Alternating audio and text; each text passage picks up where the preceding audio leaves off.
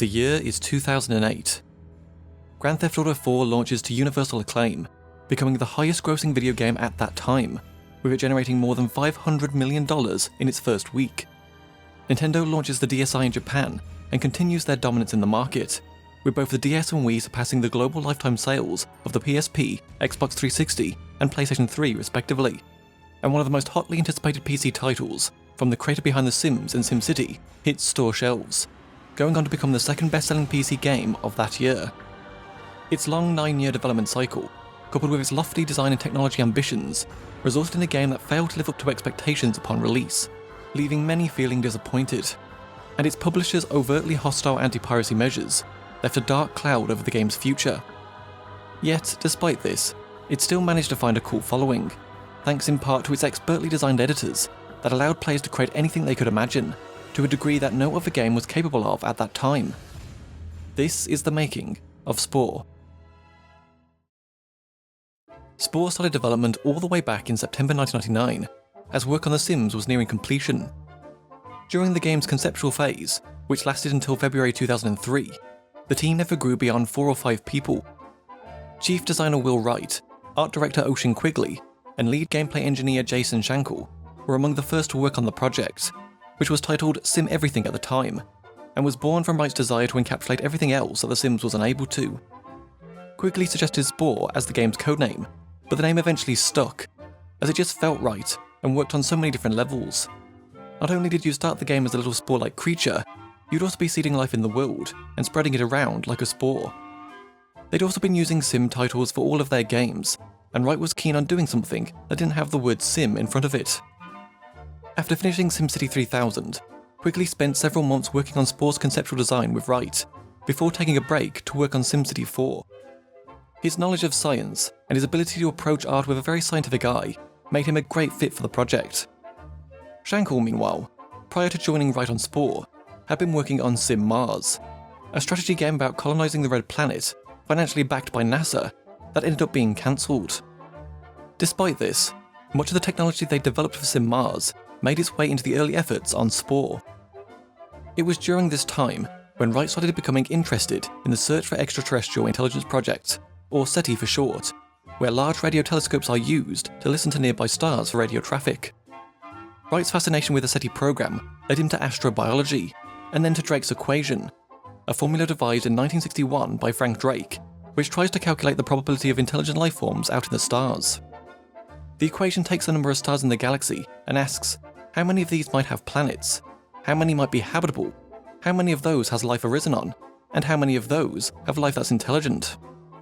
One of Spore's earliest concepts involved taking each of these terms in Drake's equation and turning them into sliders that the player could manipulate.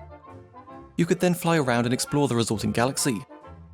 But it turned out that most of the combinations of these sliders was incredibly boring, so it didn't feel like they were heading in the right direction. After doing a bit more research, Wright realised that the terms in Drake's equation mapped very neatly to the different powers of scale, and having always been intrigued by Charles and Ray Eames's 1977 film, Powers of 10, he started putting the two together. However, the part of Drake's equation that really fascinated Wright was the probability of life occurring, which took him down a completely different path, the origin of life itself. There were all of these convoluted theories about how life might have begun, but as he looked into it, he realised it was drawing him down into the microscopic world. Wright had initially envisioned Spore as kind of a space game, but perhaps it was a microscopic game as well. As a child, Wright had attended Montessori school up until the 6th grade, and by the time he'd started designing games, he'd become very interested in Maria Montessori, her methods, and the way she went about things. She believed it was valuable for kids to discover things on their own, rather than being taught overtly, and so she would design these toys where kids would learn through play. This influenced Spore's game design, as Wright wanted it to be presented in a way where kids could explore and discover their own principles. He'd received so many letters from people who played SimCity about how it had motivated them to go off and pursue a career in civil engineering. The game hadn't taught them how real-world cities are built, but it had gotten them interested in the subject matter, and that motivation proved to be far more powerful than just pouring facts into their heads. This approach carried through to Spore, with Wright wanting the game to err more on the motivational side rather than the educational side, in order to encourage players to look into things such as the Copernican principle, Fermi paradox, anthropic principle, etc.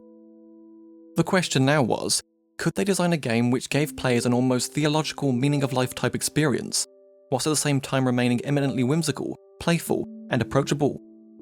As Wright started putting all of this together, it dawned on him that they were dealing with a huge amount of design. For a lot of the games he'd worked on, he'd always faced obstacles, such as trying to convince people it was a good idea or that it would be sellable. But with Spore, his biggest obstacle was actually convincing himself whether they could actually build it. Once he truly believed that this game was buildable, it proved to be pretty easy to persuade the rest of his team and the executives at EA that they could do it. One of the early trips Wright took when researching Spore was to the Scripps Research Institute in San Diego, California, where he met Stanley Miller, who, back in the 50s, had done the very first original life experiments, trying to simulate the conditions thought at the time to be present in the atmosphere of early prebiotic Earth. He also met up with one of his favourite science fiction authors, Glenn David Brin, best known for his Uplift series, where low-intelligent or non-sapient species are uplifted into intelligence by intervening in their evolution. This shared some similarities with what Wright wanted to do with Spore. When he described the game to Brin, he thought it sounded cool, but he personally wanted to see a game where you could change the fundamental consonants of the universe and see what emerged. Aside from being a difficult thing to do, it turned out that with most of those things, if you were to move the dial even 1% one way or the other, it would cause the entire universe to fizzle out in mere nanoseconds. As Wright started digging deeper into the origin of life, it led him to autocatalytic sets, and the idea that, over time, in a given environment, the chemistry would involve more and more elaborate chemicals. They made prototypes of this, but while Wright had fun messing around with them, it wasn't fun for anybody else, as they were too abstract. So they moved up to the cellular level and started looking into cellular processes, metabolism, etc. Something Wright had to confront a lot early on was where he sat on the fact versus fiction scale. Frequently, in Maxis games, they would simulate things not the way they occurred in real life, but the way people expected them to occur, or for entertainment value. For example, in SimCity, when a nuclear power plant catches on fire, it just goes nuclear. It blows up into a giant crater, but that's not how nuclear reactors behave in real life. They were purposely breaking reality to satisfy player expectation. Wright wanted to interact with lots of interesting aliens in Spore, and so the idea of having to deal with protein folding and cellular metabolism was kind of at odds with that. He was also intrigued by the panspermia theory, which is the idea that maybe life didn't start on Earth at all, but rather came here from somewhere else, like an asteroid or a comet. This was how they later decided to start Spore. A meteor crashes into the ocean of an alien planet, revealing a single-celled organism inside, which kickstarts the game's cell stage. Some of Wright's inspirations for Spore included books by science luminaries Richard Dawkins, Edward O. Wilson, and Stuart Kauffman, as well as the works of author Stanislav Herman Lem, who wrote, among other things, The Siberiad, a series of sci-fi short stories about two constructor robots called Trill and Claperatus, who travel through space constructing fantastic machines. Wright loved how Lem's stories brought up all kinds of philosophical viewpoints. Other inspirations came from playing a lot of old games, like Sundog Frozen Legacy, Elite, Cosmic Osmo and The Worlds Beyond the Mackerel, Microsoft Space Simulator, and Homeworld. They learned a tremendous amount just by going back into these libraries of things that had been done before, what Wright called game archaeology. On the evolution side, they dug up every evolution game they could find, from board games like Evo The Last Gasp of the Dinosaurs, to video games like Cubivore, Survival of the Fittest. They also took inspiration from television and film, such as Disney's 1950s Tomorrowland programs, Man in Space, Man in the Moon, and Mars and Beyond, as well as other movies and TV shows, like Fantastic Planet, The Future is Wild, Thunderbirds, Mutual of Omaha's Wild Kingdom, and 2001 A Space Odyssey, the latter of which was one of Wright's favourite films, and was the only other work of media that dealt with something anywhere near the same scale that Spore was dealing with. Wright had noticed that most games put you in the role of the protagonist, like Luke Skywalker or Frodo Baggins, but what he wanted to do was put the player in the role of someone like George Lucas or J.R.R. Tolkien, where in some sense, as you play the game, you end up creating every aspect of it. Wright was different from other game designers in that he wasn't interested in trying to tell a story. He was much more interested in players being able to tell theirs. Wright had also learned a lot from one of his previous titles, Sim Earth, a game that simulated the entire Earth through its evolutionary history, from the formation of the Earth through to the genesis and evolution of life, all the way up to civilization. The game had a weather model, climate model, evolutionary model. It was all very scientific. From the player's perspective, you had all of these dials, controls and graphs, which made it feel like being put in the cockpit of a Boeing 747 as in a steep nosedive with all the gauges twirling around. People would start playing the game, and pretty soon the whole planet would boil off, or freeze over, or life would go extinct, and it wasn't really clear what had happened.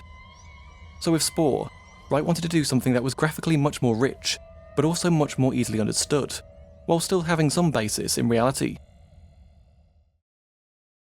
In order to pull this off, Wright knew he needed to build an extraordinary design team, with a very distributed design process.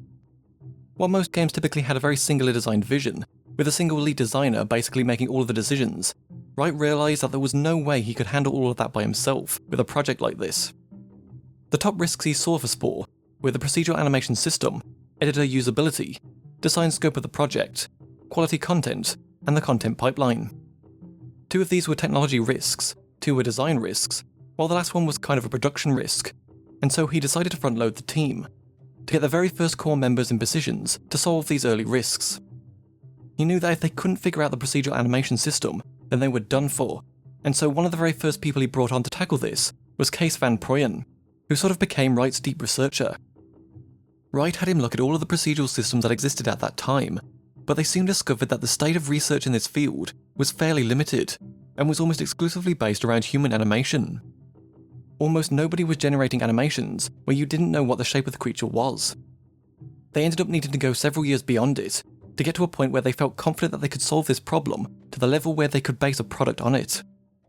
Later, Wright brought in Ken Perlin, a professor in the Department of Computer Science at New York University, to do some consultation work on this, before eventually hiring Chris Hacker, who built the tools out for their animations, and helped to solve the fundamental problems that hadn't been solved before.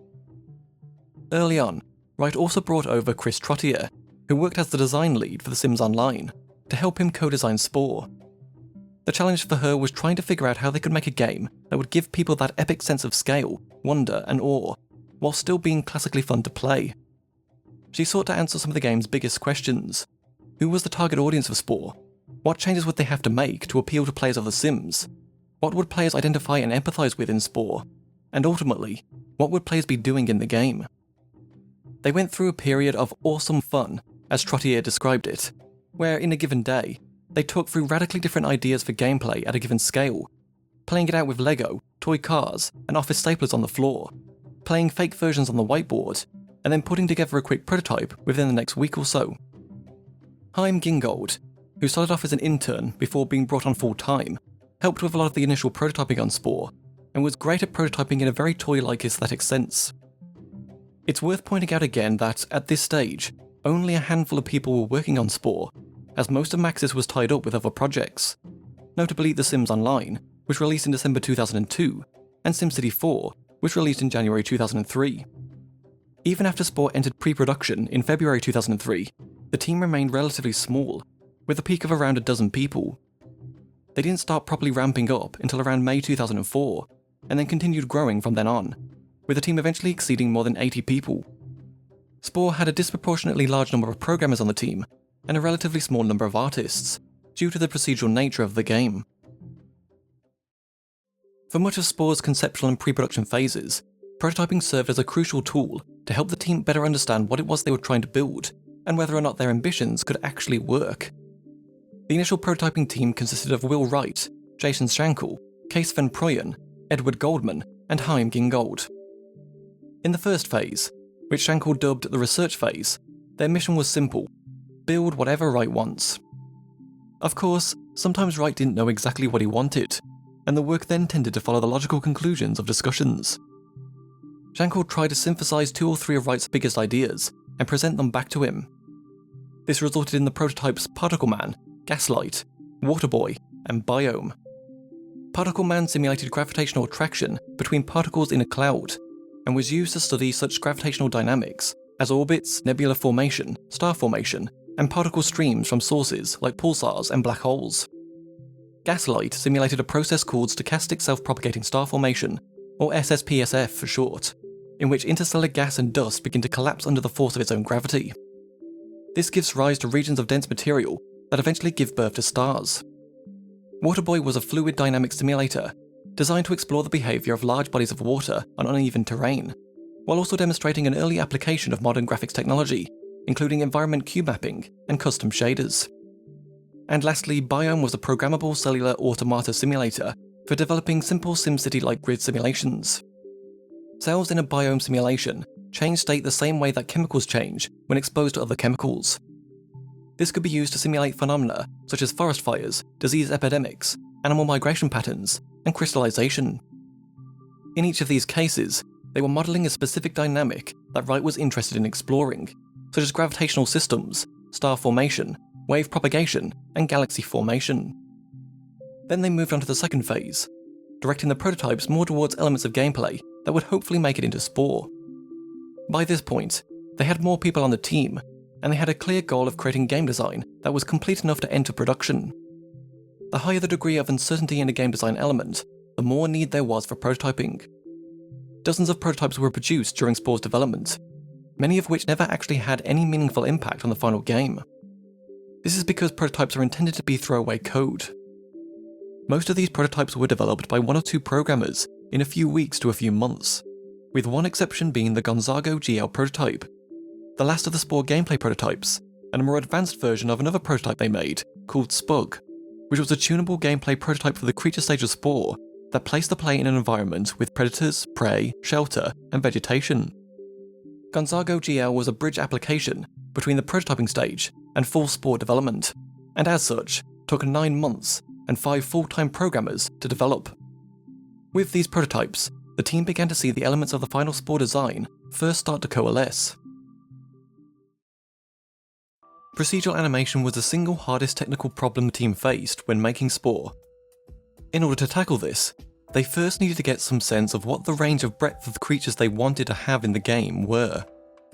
They brought in a bunch of people and asked them to draw alien creatures that they'd like to see represented in the game. They then studied these drawings to see whether or not the editors they were building could measure up against those expectations. They also hired concept artist Christian Lorenz Scheurer to pre-visualize prototypes of planets, creatures, vegetation, vehicles, architecture, and their various building blocks. They had him draw things in different styles, like scary aliens, goofy-looking aliens, and the things that were just kind of odd in alien-like ways. They then took all of these creatures and started deconstructing them into parts. At some point, they started putting these deconstructed parts into a taxonomy. Next, they needed to figure out a way of putting these parts together into a coherent creature. They somehow had to deliver something that was cleanly stylized, that looked great, but that didn't require players to be riggers, modelers, texture artists, etc. This dilemma ended up driving some of their stylistic choices. Early on, they had debated whether or not they should make the game realistic, but figuring out how muscles would work, how tendons would work, and how all of this would come together to make something believable looking was fundamentally too hard. It also animated poorly.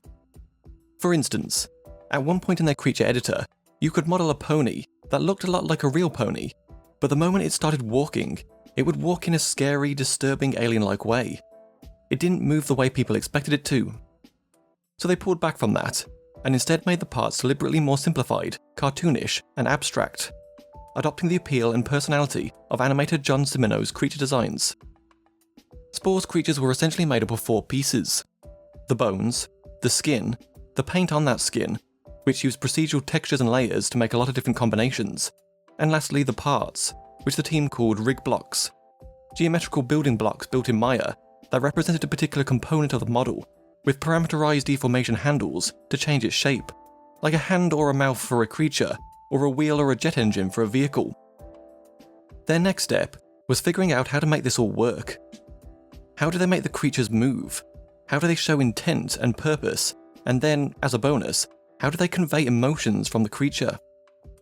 Their earliest prototypes involved making strange topology creatures and seeing whether they could teach the computer to make them move plausibly. They first started by trying to classically procedurally approach this problem, whereby they had a scripting language built on Lua that would describe parts on the creature and how they should move. They had gotten it to work, and in fact the GDC 2005 demo of Spore was all done in this system. Everything from the creature running around and chasing its prey, to eating it, to having the tribe members pick up spears with their tails. But there were 2 major problems with this original system. First, It was very difficult to get expressive motion out of it, because the motions it produced were very linear. A hand could grab towards a piece of fruit, for example, but it was hard to naturally vary the hand's speed during the grab, and it was even harder to script movements tangential to the direction of the fruit, both of which were absolutely essential for an animation to read as having anticipation and intent. Second, because it was a programming language, it was unclear who they should hire: programmers who could animate, or animators who could program. Cross-disciplinary people are incredibly valuable, but also extremely hard to find, which created a huge production risk, because they needed to create thousands of animations. In the end, they turned to animators who could animate. So how could they have animators doing animation on a creature that they hadn't seen before? In trying to figure this out, they realized that the solution was to watch how the animators would animate in Maya, and then somehow have the software figure out how to apply that from the example creature onto other creatures. They redesigned their system to implicitly handle the proceduralism as much as possible, and expose the expressive parts to the animator. Hacker was a huge fan of Cole Sims's evolved virtual creatures, and there were several really early prototypes of Spore that reproduced some of his stuff. His work actually gave birth to Spore's animation system, along with the morphology of the creatures. After observing how the animators animated in Maya, they eventually translated this into the game via Spore's bespoke animation tool, Spasm. It turned out that the animators basically performed two actions: selecting things, and then moving them around. Both of these were really difficult when you didn't actually know anything about the creature. Starting with selection. In Maya, if you were to click on a creature's limb, it would say something like bone number 32 has been selected. But if you then move to another creature, bone number 32 would be a completely different limb. It had no meaning. You could try to get around this by having a naming convention, like creature_left hand, but what if the creature didn't have hands? So the concept of bone naming, whether it was a number or text-based, fell short when trying to generalize across lots of creatures.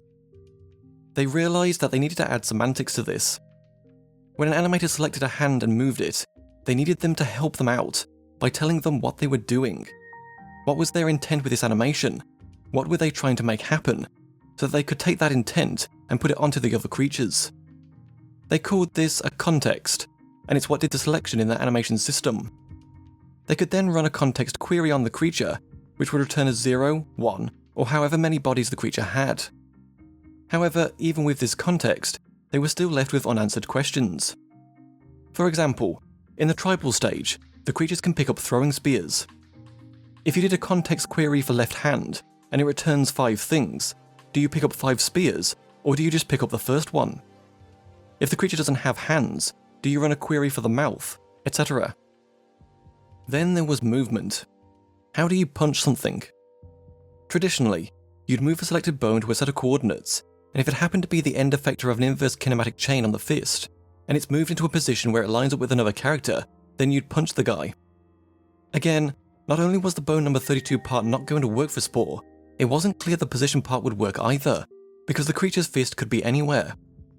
How could they make the movement intentional in the way that they had done for the selection? Once again, they required semantics. They needed the animators to really describe what it was they were doing. The way they decided to do that was to make this description the frame of the animation and record the animation traditionally in that frame. They'd then bend that frame onto other creatures. There was also the issue of scaling. If you do a big movement on a single creature, why is that movement big? It could be because the creature's big. It could be because the movement itself is inherently big. It could be that your target is really far away, etc. All of these are reasons why you might get the exact same curve out of a single animation, but once they tried bringing it into different scenarios, it needed to change, and thus it needed to have these semantics. The animator had to tell the system which one it was. After doing the animation, they do a lineup of different creatures and play the same animation on all of them to try and see if they could tell if they're jumping or clapping or laughing or whatever the animation required. If you went down the line and found that they're all pretty much doing this motion well and it's readable, then it was considered a successful animation. They also wanted secondary animation, what they referred to as wiggles, which were basically physics-based movements, such as tail bobbing, arm swaying, etc., without having to manually keyframe it. The breadth of creatures in Spore was massive, and so knowing what kinds of stuff might be on the creatures was incredibly hard, especially if you just wanted it to bob up and down when they're walking.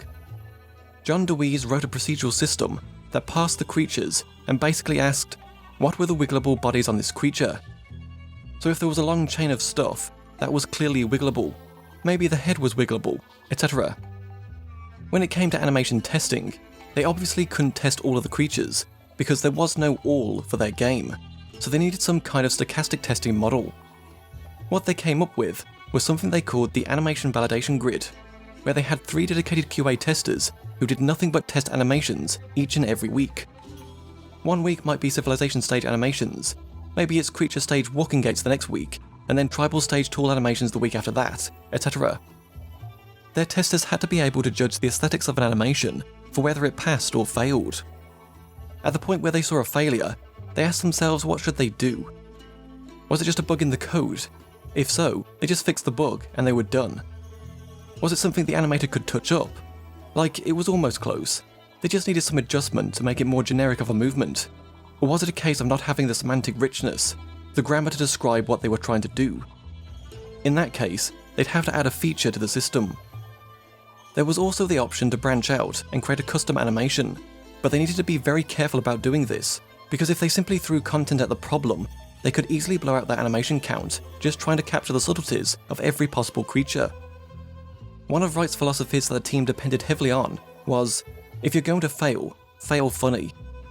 If they could get an animation to work for 80% of creatures, do a couple of others to suck up the last 15%, and have the remaining 5% fail humorously, then they were golden.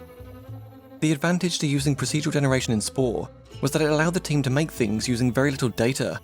It was extremely compressible. They could take a creature that might take up 5 megabytes in memory, for example, down to something as small as 1 kilobyte in file size. A 5,000 to 1 compression. This meant that they could store a huge number of these things in a very small local database, so even if you didn't have an internet connection, they could still give you a little database on the CD with your game that contained tens of thousands of creatures, vehicles, planets, etc. It also meant that they could move this data around from player to player very easily and cheaply, pollinating other players' worlds with this creative output. Since the player would be the one tasked with making Spore's content, the usability of their editors was crucial. To that end, Wright had interns working on editor usability from a very early stage in the game's development.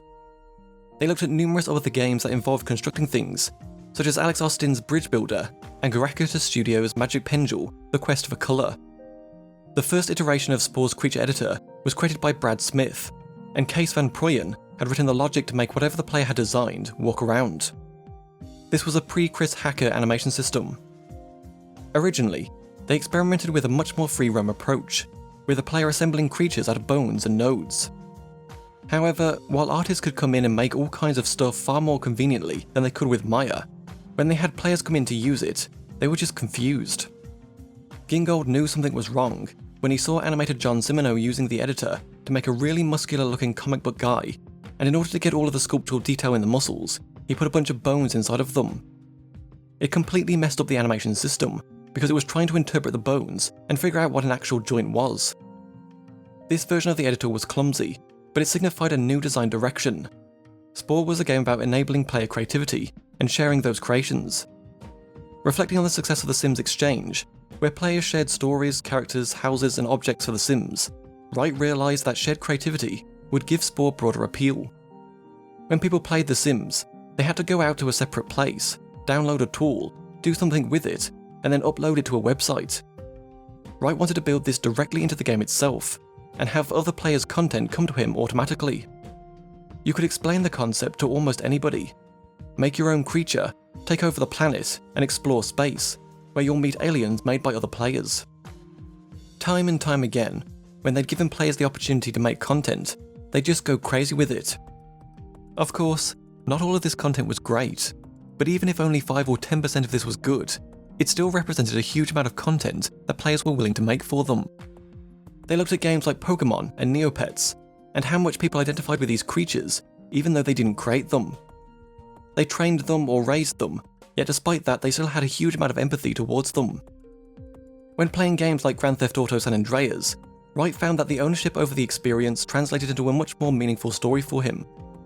He'd never go and tell somebody about a cutscene he'd just seen in a game, but he'd always be telling people about the crazy thing he did that was very unique to him. And so he contended that player-driven stories would always be more powerful than scripted ones. The challenge now was figuring out how to lower the friction of creation, whilst also making the creation process fun, so that they didn't run into a scenario where 1% of people were making stuff for the other 99%. Rather, how could they get the 99% of people making stuff for the 100%? Over the next several years, Smith and Gingold designed and prototyped the fundamental features that became Spore's entire suite of editors, with Dan Moskowitz, Dave Kuliber, Cam Zamble, and Alex Lamb also heavily contributing to their development. The creature editor ended up being the single most iterated part of the game, as the team spent a great deal of time prototyping, testing, and then iterating on it until people outside of the team could successfully use it. One of their constraints for Spore was that it needed to be playable by everybody, whether they're a 10-year-old child or an 80-year-old grandmother. Wright wanted somebody within about a minute to be able to replicate what typically took a Pixar artist several weeks to create. But the game also had to work in 3D, which created a design conflict because not everyone knows how to work in a 3D modeling program. In addition, they wanted the output from these editors to be really high quality. People should be able to come into it and make something that they're proud of and think looks cool, but this introduced another conflict with people's skills, because not everyone knows how to make a creature or a vehicle, etc. They also wanted to make sure they satisfied people's expectations. If you could imagine it in your head, then the editors should be able to satisfy that fantasy in some way as well. It should also be fun to work with, which, again, was at odds with the three-dimensionality of it. Maya simply wasn't fun. And lastly, the assets made inside these editors needed to be able to work in-game, which created yet another conflict, because they had to explain to the player the game rules in the editor to make sure they understood why they'd starve to death if they made a creature without a mouth, for example. These rules also conflicted with the aesthetics. They didn't want to force a player's hand into making the most optimal creature. There shouldn't just be one right answer for how to play the game. Players should be able to make anything they want. Gingold coined the term magic crayon when describing the editors they were making, a reference to the 1955 children's book Harold and the Purple Crayon by Crockett Johnson. To him, these editors had 4 interesting characteristics. One was that, like crayons, they were easy to pick up, so even a child could make something. 2, you didn't have to invest much energy into making something. In the book, Harold could just doodle a planet, and it became a real planet. You didn't have to work hard to do it. 3, you could make a wide variety of things with these crayons. You could make trees, boats, houses, etc. And 4, the things you made came to life. They were magical. So, for example, Photoshop wouldn't be a magic crayon, because while it's an excellent design tool for professionals, a child cannot pick it up and make something with very little effort. SimCity, on the other hand, was a good example of a magic crayon, because you could just start placing things down, and all of a sudden this city comes to life. You don't have to know much about city design to have fun and make a city that seems real. KidPix, an old bitmap drawing program for kids, and Nintendo's Mies were 2 other examples of magic crayon Gingold liked to reference. In order to ensure they were on the right track when developing their editors, they used an internal pollinator tool to track what people were making. Gingold could load up a web page in his browser and see the output of what the team had recently created using their editors. It was like a glimpse into the possibility space of all of the things you could make, and the assets on the web page represented the probable things that somebody was likely to create. By using this tool, and doing a lot of user testing, they wanted to be able to identify instances where players could make creatures that didn't generally look good, and eliminate them from the system. They used this pollinator tool like a scorecard to figure out how well they were doing, and they even used it to answer certain design questions. For example, while working on the vehicle editor, they were debating whether or not to take the cockpit pieces and let the player place it anywhere on the vehicle, or only on the plane of symmetry. At the time, you could place the cockpit anywhere. In order to find out what the right answer was, they looked at the web page to see what people were actually doing with the cockpit, and it turned out that every single vehicle had the cockpit on the plane of symmetry, so they decided to constrain it. By applying creative constraints like this, they could increase the output of good-looking stuff. When working on the creature editor, they ran into a problem early on where the output from players was consistently bad. To try and solve this, Gingold went by Simino's desk to look at the creatures he was making, and he noticed a pattern. Simino always started by drawing a bean shape that he then stretched out to do different things with. He made a diagram for Gingold in Adobe Flash of his mental model of the possibility space of all of the bodies, and Gingold took that and turned it into a prototype.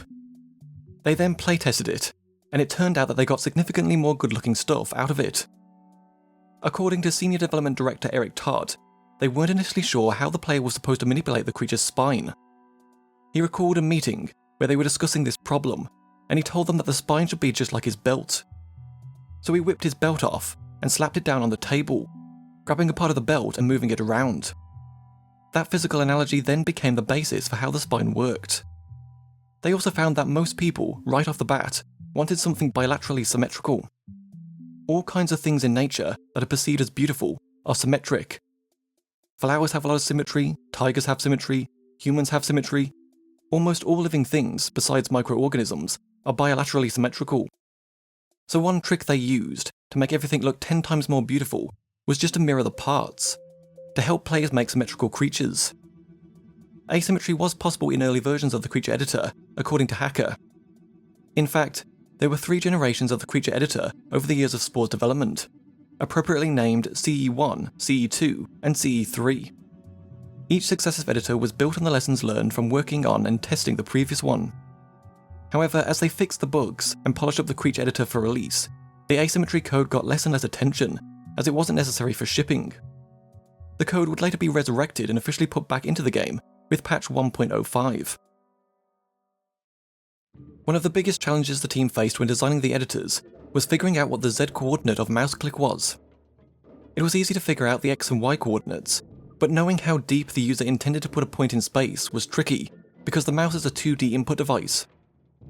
After doing some user testing, they realised that they could infer from the player's actions what the most likely point was, and so they added a bunch of heuristics about what looked good and what didn't, to help the computer approximate what players were thinking while moving things around, and constrain that space.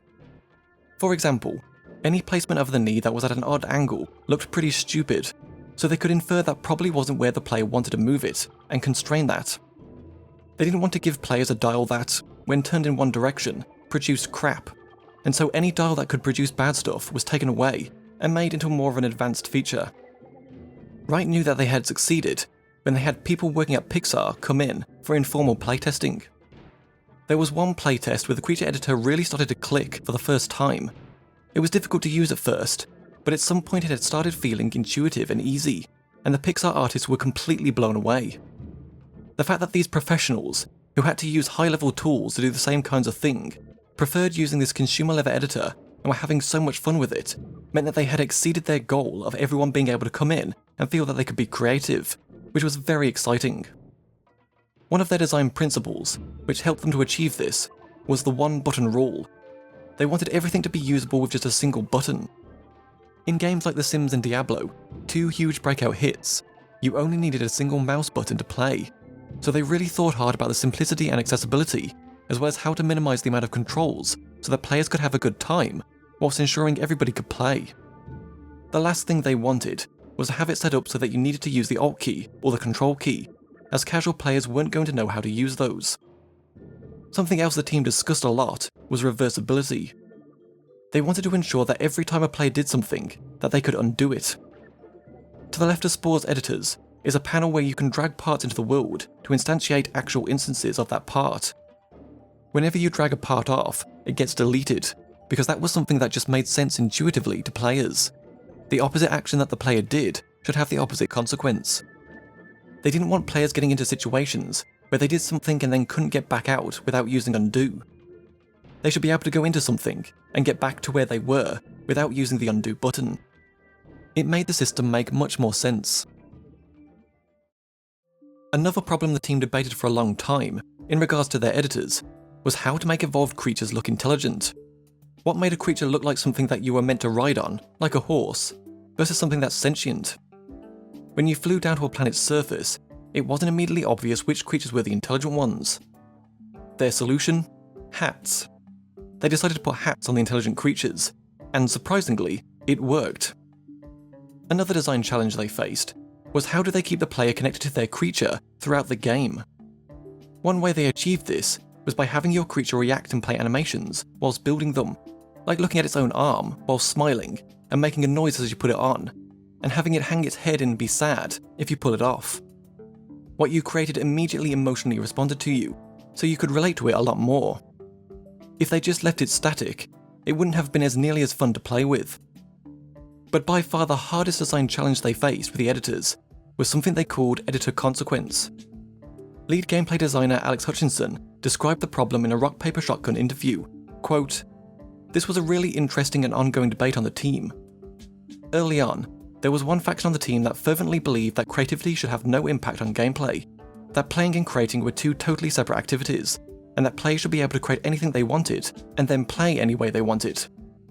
The second faction believed that creation and play were integral to each other, and that each editor should directly and powerfully impact each game. There were many challenges with this. First, there was the basic argument that in a storytelling game like Spore, limiting the player's creativity was a catastrophic decision, and the more gameplay you bonded to the editors, the more you removed the player's ability to tell their story. Second was the challenge of granularity. They had originally written a formula for speed, which said that the more legs you had, the faster you went, until you had more than 4 legs, after which it made you slower, but never as slow as someone with only 1 leg. This could then be modified by the level and type of feet that you had, as well as the mass of the entire creature. What they discovered, however, was that the people who thought they wanted this kind of calculation both couldn't comprehend it and didn't like it when they were actually playing. The problem became, my creature looks like he should run super fast, but he doesn't. Why is that? And they'd have to explain that it was because they'd put 5 legs on their creature, and that their bulbous tail was actually really heavy, and what they found was people were both disappointed by the results, and also didn't understand it. They thought their creativity had been crushed. The stats for the creature stage were also originally very granular, down to a few decimal points, but they kept encountering issues where people would be 0.1% faster than their prey, or 0.1% slower than their predators. So you'd eventually chase down your lunch, but you'd be chasing the other creature across the planet for ages, which wasn't very fun. They thought long and hard about how penalising the editing process should be. How much meaning should any one of the parts have? Should they focus more on the physics? Like, should gravity play a greater role?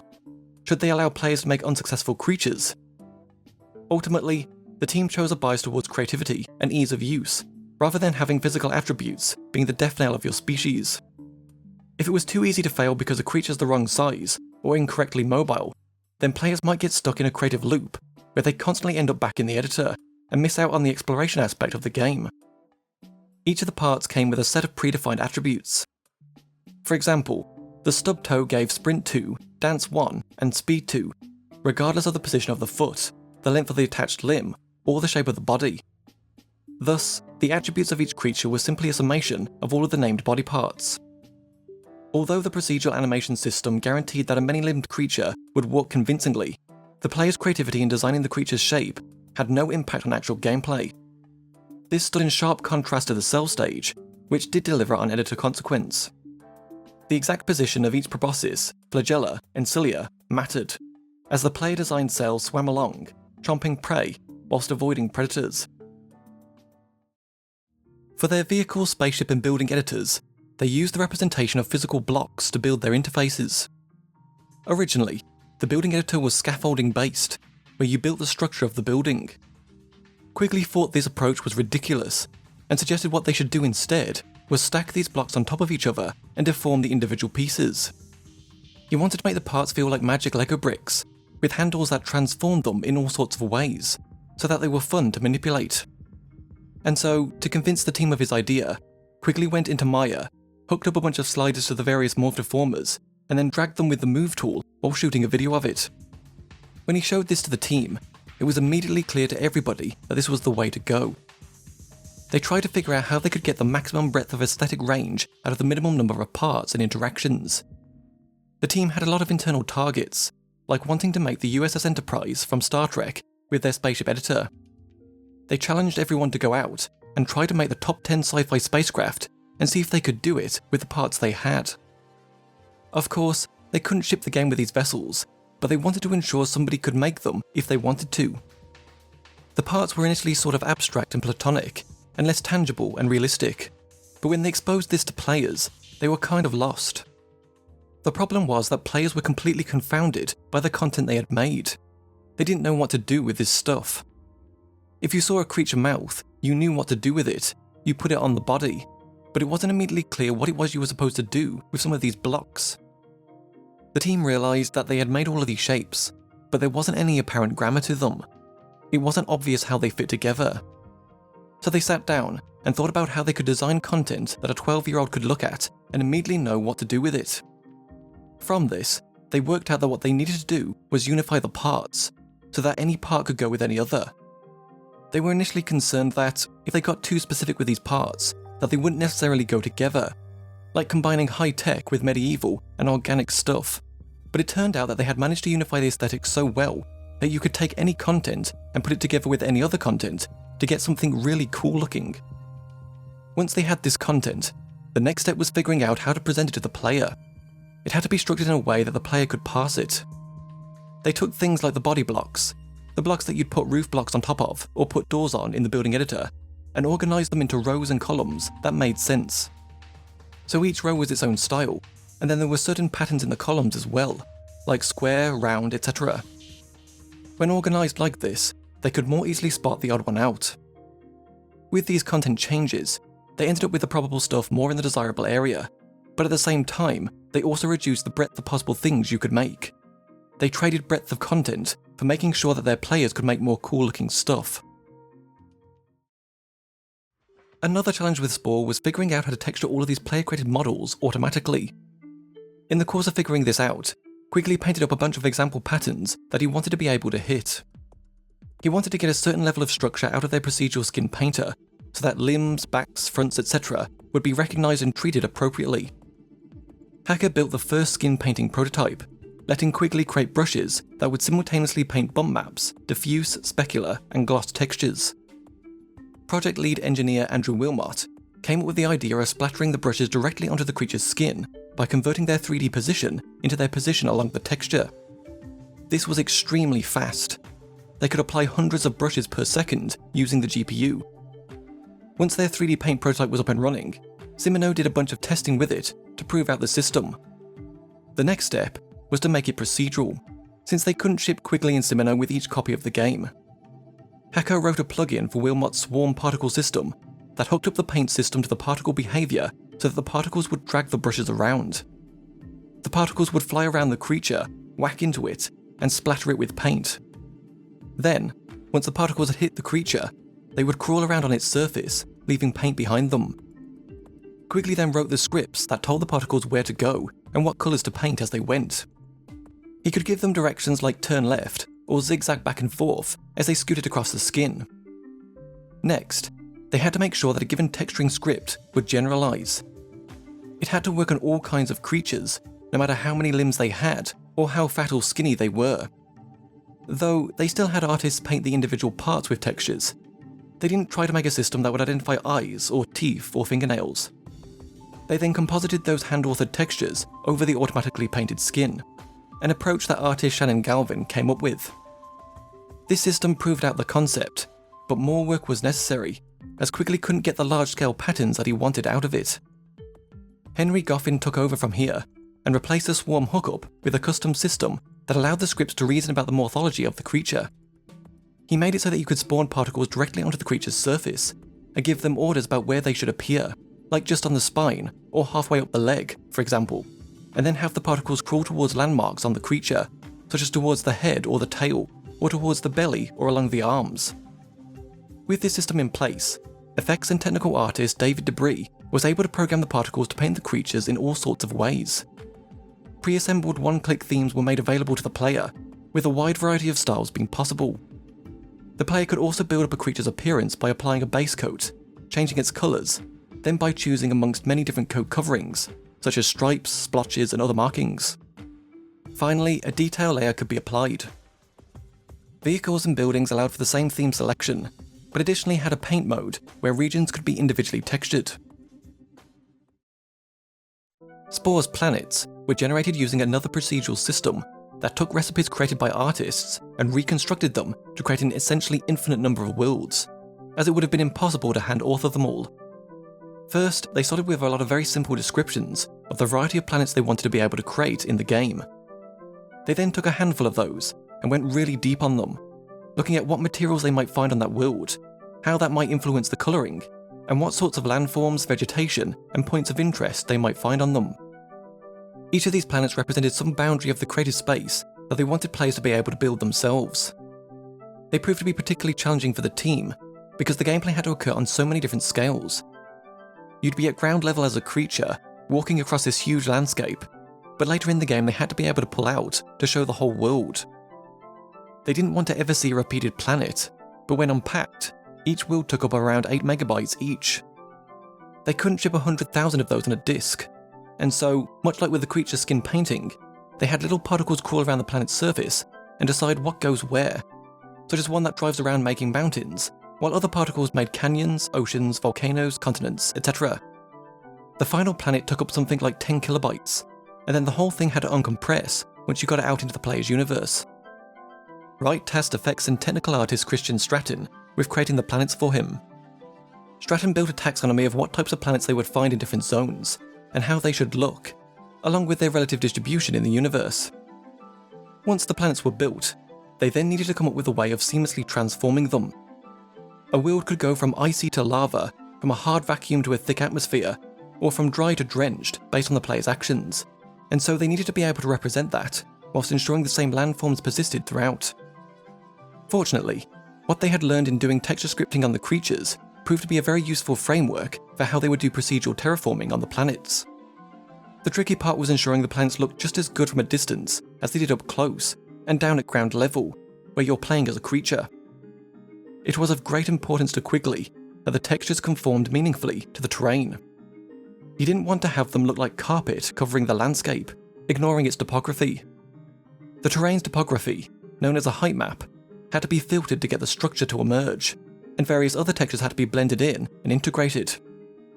While testing this system, Quigley would generate random planets while keeping the colours consistent, so that he could see if the textures were describing the terrain in a believable way.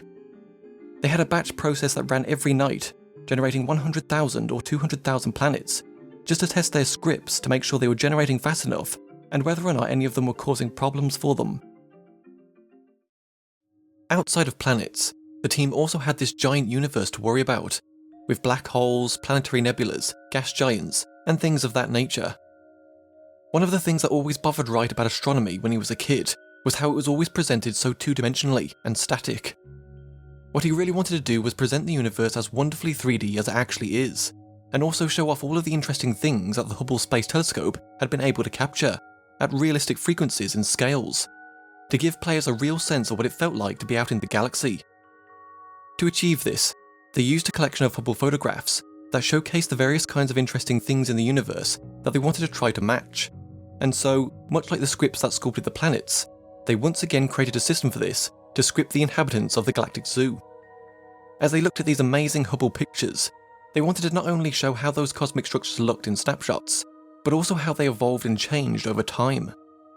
The universe wasn't like an oil painting after all, it was more like a weather system. It's alive. Effects and technical artist Kate Compton was responsible for creating these little effects, each one being a text script that represented different parts of the universe. Spore also needed a great spinning galaxy as its final form, the thing that you'd see when you pulled all the way out. Quigley wanted it to feel real, vast, and volumetric. At first, he tried creating it using nothing but particles, using Wilmot's swarm particle system. This kind of worked, but it wound up feeling too wispy, puffy, and diffuse. They couldn't afford anywhere near enough particles to make it feel dense and detailed. So Quigley built some geometry to delineate the galactic arms, interleaving glowing bright areas with dark, opaque dust lanes. Lydia Choi wrote a shader that made the polygons transparent as you looked at them edgewise, hiding the overall profile and making it look like a soft volume. The dust lanes obscured stars behind them, so that you'd see them appear and vanish as your view rotated around.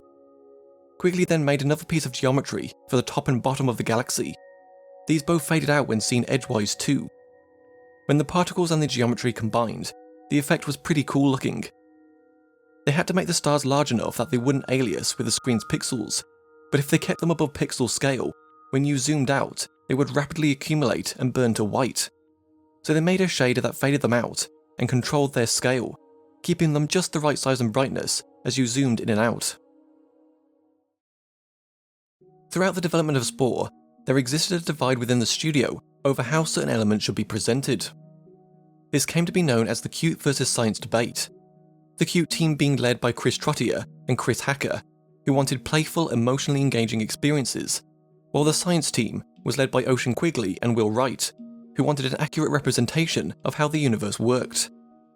In the early days of Spore's development, the game was more about being engaged with the universe as a set of systems, and building toys that manifested the team's fascination with these systems, as well as their love for them. But the two Chris's had strong misgivings about how appealing all of this hard science would be to the wider world. Quigley made the cell stage look exactly like a petri dish, with all of these to scale cells, and while Wright thought it was the greatest thing he'd ever seen, others on the team looked at it in utter disbelief. Soon, these two rival camps had formed. New recruits were taken out to lunch and covertly probed to discover where their natural leanings were. Quigley's microscopically accurate concept drawings were vandalized with stuck-on googly eyes. Trottier asked for pictures of aliens wearing sneakers. Each art review and design meeting had the potential to shift the balance of power between the Qt and science teams. Eventually, a tenuous compromise was struck, which attempted to combine Qt mechanics with a scientific theme. While Quigley had been dragged kicking and screaming to make things cuter, he later acknowledged the need for compromise. Wright also found it to be a useful dynamic throughout the entire project, with the Qt team representing the Sims players who wanted to have cool, creative input, while the science team wanted to connect it back to reality, to make it feel like you were actually in these environments. You could see this dynamic at work in the game's cell stage, which transitioned from a realistic-looking depiction of bacteria under a microscope to cells with eyes that tracked and followed the mouse cursor and made cute little sounds whenever they bumped into things. They asked themselves how Pixar might visually treat a film about bacteria. Disney animators understood that appeal didn't just mean cute and cuddly characters, but anything that a person likes to see. The Sims was also insanely popular with girls, and this had an impact on Spore. They had a lot of women in senior positions, and they wanted to make sure they didn't just make something that would appeal to the men on the team. So at every stage, the art direction was critiqued by the women that were on the project. The entire team became vigilant, and sought opportunities to inject charm and wit into the game, producing the dry goofball humour that characterised many of Max's prior titles. One of the reasons Spore was so difficult to develop was due to the team trying to innovate in so many dimensions at once. There was a lot of thinking outside of the box design, a significant amount of fairly deep technology, and a huge hurdle in creating different genres of gameplay that spanned across multiple levels, but yet still felt consistent in terms of the way the controls, camera, and interface worked. For many, Spore felt like 5 different games awkwardly stitched together. This was a consequence of having 5 separate game teams that each handled one of the game's 5 stages, who rarely communicated with each other. They would run into bizarre issues, like, for example, at one point there was a typo in the creature stage that caused all of the text in the space stage to break. Since they were 2 completely different teams, figuring out what had happened ended up taking multiple days, and was more difficult than it should have been.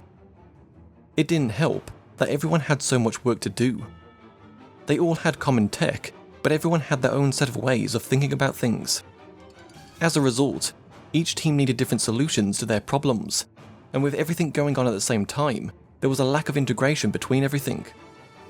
They would have endless deep discussions about the role of video games and the purpose of mechanics. The downside of which was that getting through those debates was time-consuming and exhausting. Everyone had very strong opinions about where Spore should go and how it should be. Wright wasn't always around to mediate these discussions, and the finished game bore the marks of that indecision. They were also experimenting with a bottom-up design process, where they enabled each team member to follow their passion based on what they were learning and seeing on the ground each day. However, this approach wasn't ideal for achieving a cohesive game experience. Maxis was given an extra year of development time just to work on this problem, to fit all of the stages into one story. A rule of thumb in the games industry was to never mix genres, but Wright really wanted to break that rule. He reasoned that if they didn't make any of the stages too complicated, the whole set of them would be about the same complexity as a modern game. He also didn't have as much time to invest in games as he used to, but he'd found himself spending more time playing his Game Boy due to the ease in which he could pick it up and play in small bursts. So for Spore, he wanted to have a lighter experience that distilled all of the core elements out into very understandable simple systems that anybody could pick up and play, like a Game Boy game. He envisioned Spore almost like a T-shape, where the base of the T is the player working their way up the levels, with the goal of progressing from creature to tribe to civilization, and then, once you'd gotten into space, the game opens out, the top of the T, where now there were all these different metagames, with different goals to pursue, and the game becoming more of an open-ended sandbox. Originally, the game featured 8 stages, each of which had an accompanying video game associated with it to try and explain the type of gameplay you'd encounter. These included the Molecular Stage, Tetris, the Cellular Stage, Pac-Man, the Creature Stage, Diablo, the Tribal Stage, Populous, the City Stage, SimCity, the Civilization Stage, Civilization, the Terraform Stage, SimEarth, and lastly the Galactic Stage, Masters of Orion. Each stage had you focusing on a different aspect of the game, from molecules to cells, animals, tools, buildings, vehicles, planets, and lastly colonies. The Molecular Stage was scrapped in favour of starting in the Cell Stage because they wanted to personalise the experience right out of the gate. It was easier to engage with something that had eyes, a front, and a back. The City Stage was kind of a simple version of SimCity, where you design the buildings, the layout, and the specialisation of the city. Then you'd move on to the Civilization Stage, where you designed vehicles that would crawl across the surface of the planet and interact with other civilizations. The two ended up being merged into one, as evidenced by the fact that the building editor and vehicle editor appeared together in the same stage. Similarly, the Terraform Stage was merged with the Galactic Stage and just became the Space Stage in the final game. The Terraform Stage was considered to be very simple, so it made little sense for it to be a separate stage. At one point, there existed a 9th stage, the Aquatic Stage, that sat in between the Cell Stage and the Creature Stage. This was briefly demonstrated during a GDC 2005 presentation of Spore. However, the team never really attempted to build this level, and it was subsequently scrapped when they realised the huge mountain they had to climb with all of the other game stages they had planned. Maxis brought up the possibility of the Aquatic Stage returning in an expansion pack, though it never materialised. According to Wright, had the Aquatic Stage remained in the game, they planned on allowing players to create underwater civilizations. You would have evolved your aquatic creature to intelligence, kept it underwater, and then started building cities underwater. Eventually, they'd fly up into space in search of ocean planets. There was comfort in the idea that Spore would be leveraging gameplay that was well known, but the reality was that when you played Spore, you didn't think of Pac-Man, Diablo, or Civilization. The gameplay had to be different from what it had been inspired by, so they ended up innovating on gameplay more than they thought they would. At every stage of the game, they tried striving for narrative density, whereby each level had a lot of inherent storytelling within it. When the player went through a level, Wright wanted the player, as much as possible, to feel like the story they experienced was unique to them, and if they compared their experience with another player's experience, they'd hear a very different set of stories. They wanted players to engage with the narrative of their species over its entire evolution, and not just its physical evolution, but its cultural evolution as well. To that end, they implemented a history timeline feature so that players got a visual representation of their species' history and their choices over its lifetime. At the same time, these stages, in most cases, acted as a tutorial for the next level. You'd start out learning very simple concepts in the Cell Stage, then the Creature Stage built upon that, adding a few more things in, then the Tribal Stage elaborated on that further, and so on. Even though the Cell Stage was 2D, the way you learn to move and make your cell do things mirrored the next phase of the game, where you're actually in 3D. But this in turn made Spore a nightmare to design. The Creature Stage, for example, had to get its content from the Cell Stage, and then deliver it to the Tribal Stage and beyond, which meant that the world for the Creature Stage, which was an avatar-based pseudo-adventure game, had to remain playable for the Tribal and Civilization stages, both of which were basic real-time strategy games. An adventure game wanted complex geometry, cool spaces to explore, and maybe even some physical challenges, while an RTS game wanted lots of flat empty spaces to move units through. This was one of the major challenges in designing the game, because they weren't instancing at all. It's the exact same world, right from when you're at the Cell Stage, all the way up to the Space Stage, you just saw more of it. They continually ran into issues where a feature that might be fun for the Creature Stage would essentially break the Tribal Stage, or a feature that would be fun in the Creature Stage was too intelligent for a creature and had to be reserved for the Tribal Stage. Some effort was made to share ideas and elements across stages. However, the compromises involved often watered down what was supposed to make each stage distinct in the first place. One example of this was that each stage required a friendly means of engaging with other entities. In the Creature Stage, this mechanic became singing and dancing for other creatures to make friends, while in the civilization stage, this mechanic translated into attacking other cities with music instead of bullets. Neither mechanic was the best idea for its own individual stage, but the justification was high-level consistency. Thus, the Powers of 10 idea put the team in a state of perpetual compromise, where every major decision had to be considered according to its effect across all 5 stages. This created a weird feedback loop, where the design team was often arguing for less, to have fewer cool things so that they could give them all meaning. All of the stages would go their independent ways, and then about once a month, they would pull them all back towards some central position. They'd figure out what the underlying spine was, and then they'd go off in their own directions again, and then they'd pull them back. During the last year of the game's development, they started doing a lot more focus group testing, which caused them to go back and rework the design a bit. For example, players were originally forced to beat each stage in succession in order to unlock the next one. This seemed like a reasonable design decision early on, but they came to realise that if a player got stuck on one stage, or a particular stage didn't click with them, they might never see the later stages, like Civilization or Space. So then the team decided to go in the complete opposite direction by making every stage available right from the start, with no unlocking whatsoever. This was definitely an improvement, but it also led to other issues, namely that people felt overwhelmed by the choice. Should they start from the beginning and work their way up, or just jump straight into space? So in the final game, they split the difference by making it so that you had to play a certain amount of each stage and achieve a few basic things to unlock the next one. For the creature stage, they wanted to have a lot of diversity for the type of life cycles these creatures might live. Some might be small and stealthy, others large and powerful, and some very social. The parts used on your creature were made to reflect these different strategies, but what you actually did in the game, such as going off to attack things or being friendly, was what impacted your attributes. Your behaviour in each stage was used to set your species' cultural personality. For example, you might be a herbivore that's aggressive, but also industrious, which would then influence the superpowers you gained access to in the Civilization and Space stages. They wanted players to have an interesting backstory for their creatures, like the Vulcans in Star Trek, who are a very logical, peaceful race, but who started out as very warlike and aggressive, and they wanted to have that same kind of schizophrenic backstory, as Wright put it, for the players' races. Early in Spore's development, Hacker was involved in prototyping designs for the creature stage, and eventually ended up co-leading the creature team for a year with Alex Hutchinson, before giving that up to focus on the animation system. Hutchinson's approach to design was more intuitive and off the cuff, and so he was put to work on the core levels, as well as the deep gameplay that the player would be experiencing. One of the design challenges for the creature stage was figuring out how to make herbivores interesting and fun to play.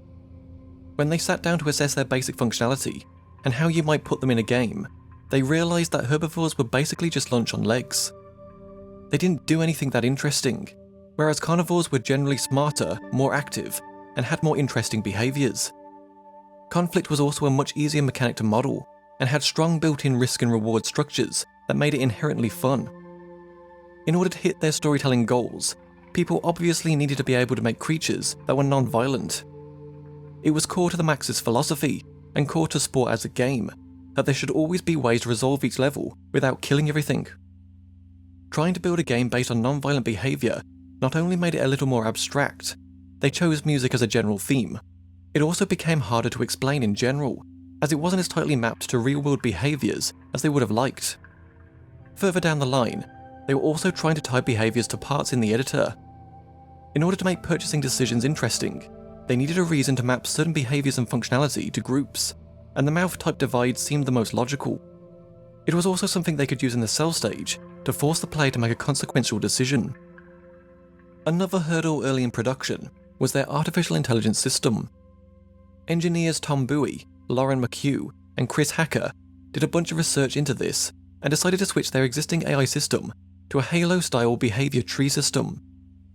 A behaviour tree is a set of hierarchical nodes that control the flow of decision-making of an AI entity, such as a non-playable character or NPC, where the leaves represent the actions of the NPC, while the branches represent the NPC's path through the tree to reach the sequences of actions best suited to the situation. Hacker spent a lot of time talking with Damian Eiler, Max Dykoff, and Chris Butcher at Bungie about their system, what worked, what didn't, and how they'd change it, and ended up creating Spore's BT system as kind of a version 1.5 of theirs. Unlike other systems used for AI programming, behavior trees are simple to use and debug, while also having great scalability characteristics that allow for vastly increased AI complexity. Their earlier AI models had things like predator and prey simulations, migration, herds, hunger, and all sorts of really amazing stuff, some of which were even demonstrated in early builds of the game. However, many of these features never ended up in the final product. Time and time again, they struggled to make gameplay with more natural behaviors. It was even harder when the world had to be procedurally generated, and even harder still when the world needed to be the same across multiple stages of the game. For example, they'd often run into situations during development where you would roam around the world and never find another creature, because they'd all run away, or all gone to the opposite side of the landmass to drink, or all killed each other. The AI they ended up shipping with was very nest-centric and player-centric, because it made it so they could author the procedural level generation with some predictability, and the player could build a model of where things were and how they'd react. While it would have been cool to have some of these more naturalistic simulation-style behaviors, it was a difficult problem to solve, and they had a lot of problems that needed solving on Spore. The tribal stage was the most challenging stage to design and implement. The transition from avatar-based controls to RTS controls was tricky to convey and prepare players for. You'd be driving your creature around using the WASD or arrow keys, then suddenly you'd jump to the tribal stage, and you'd still see your creature, but you were no longer controlling it. It was no longer your avatar. Instead, you were now like a god, directing multiple creatures at once. One of the things they did to help with this was to storyboard what the player experience might be throughout these levels, which helped the team better understand what the player viewpoint was. They challenged themselves to see whether or not you could change the player's viewpoint of who they were in the world as you played. In the selling creature stages, you were an avatar, driving a little creature around the world, interacting with objects, and then in the tribal stage, you were pulled back from your creature, with the aim to give players that feeling of the powers of 10. During the cell stage, the camera was in really tight and was in 2D. Then you transitioned to a 3D world in the creature stage, and you moved from a top-down perspective to more of a third-person perspective, and as you progressed through each of the stages, the camera continued pulling back until you'd eventually be looking down at your planet. So they weren't just pulling you back metaphorically, in terms of the camera position, but also in terms of your behaviour, to change the way you played. And this turned out to be really difficult, because in most games, what you learned stuck with you and remained useful to you throughout the rest of your playtime, whereas in Spore, they were basically telling players to forget half of what they had learned with every new stage. For players with knowledge of RTS games, it wasn't an issue. The gamer side of their audience could adapt fairly easily, but for their non-gamer audience, it was more of a leap. They ultimately decided to put a very brief tutorial at the beginning of each stage, to better set up each transition. Spore was originally much more open. You just start the level with the player being able to do whatever they wanted to, but when they implemented the tutorial system, it really emphasized that things had changed, and that you weren't playing the same type of game. They tested this, once they had implemented it, and it made a big difference in getting players into the new game mode. The other challenge for the tribal stage was that it had to fill the gap between the creature and civilization stages. It took some iteration to get it to span that territory, and not become overly complex. In addition, they wanted to make sure that people knew that Spore had violence, unlike every other Maxis game they'd done beforehand. There was a phase during Spore's development where every single fight had copious amounts of blood squirting out, and they ended up having to dial that back quite a bit.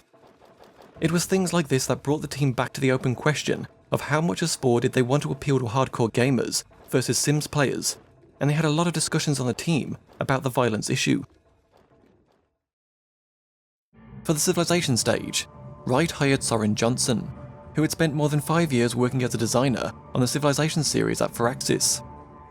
Most notably, he had programmed the AI for Civilization 3, and then stepped up to lead designer on the critically acclaimed Civilization 4. Johnson knew, coming onto the project, that Spore needed to be friendly towards casual players, so unlike a Civilization game, he wasn't necessarily looking to build an AI that could wipe the player out, or to win. In fact, there were some things that the AI just flat out didn't do that it could have. For example, in the Civilization and Space stages, players gained access to superweapon abilities, which brought about massive destruction and gave the player an advantage. These were the ICBM, Global Merger, and Fanatical Uprising, depending on if your civilization was militant, economic, or religious, respectively. The team decided that these shouldn't be available to the AI, because they didn't want players to be put in a situation where their city got nuked out of nowhere and didn't see it coming. This was totally acceptable for your classic RTS audience, but for the more casual audience they were aiming for with Spore, they weren't interested in making an AI that could obliterate you. Instead, they added difficulty levels, something that Johnson pushed for late in development, and defaulted the game to easy so that players who were used to The Sims or SimCity could still have their sandbox-like experience, while those looking for more of a challenge could select a higher difficulty setting.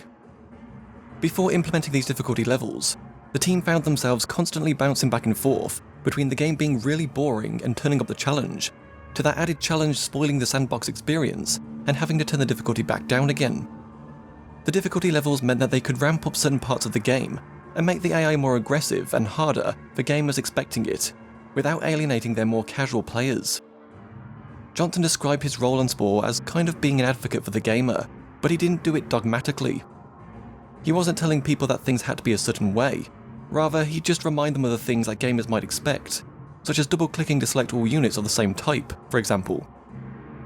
There were many times while working on Spore where Johnson would put stuff in the game that he'd have to take out, because it made the game frustrating for people, things he likely wouldn't have taken out if they were aiming for a classic gaming audience.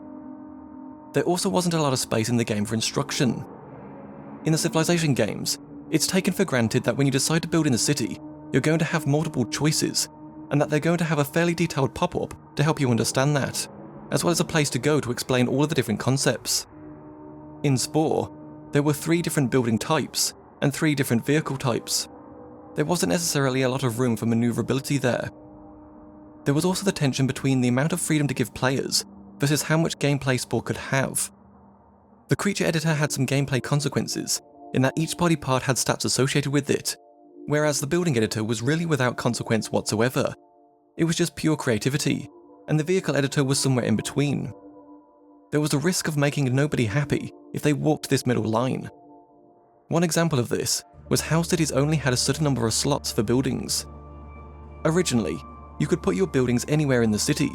It was totally freeform, letting players make the cities look like whatever they wanted them to be. The problem was that with so much freedom, it was difficult to assign any sort of gameplay value to that.